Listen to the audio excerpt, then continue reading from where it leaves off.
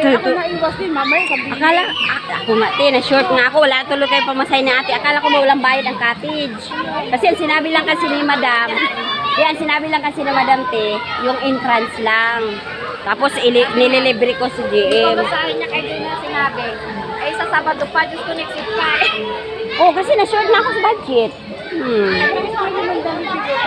Tama na ito lang dito ko. Isa-isa. Anin ko muna kasi magaan na yun. Mama, pag naglasing, ibaw balik. Kaya mo.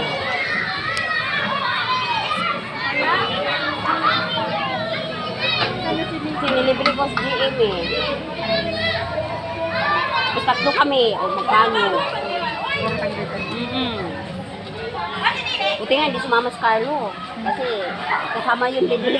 Nasabay kasi sa atin mamaya. Kasi yung pamang pinimister sa ako, huwag nila isa pa punta rito. Baka ako may sumakay pa. Ay, gusto mo.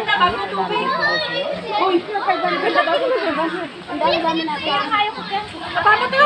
Saan? Dito. Kaya nuhus. Saan sila Dutski? Doon. Hoy! Dandahan!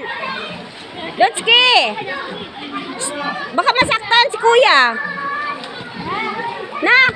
Huwag masyado si kuya, masaktan. Dutski! Maganda rin pala dyan, oh.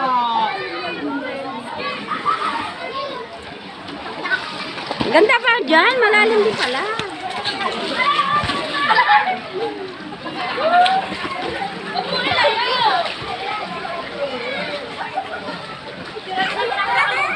Ayun! Ano siya yung madami the private? Saan? Kanino yan? Bawal ata. Sarado. Pwede ba maglaro dyan?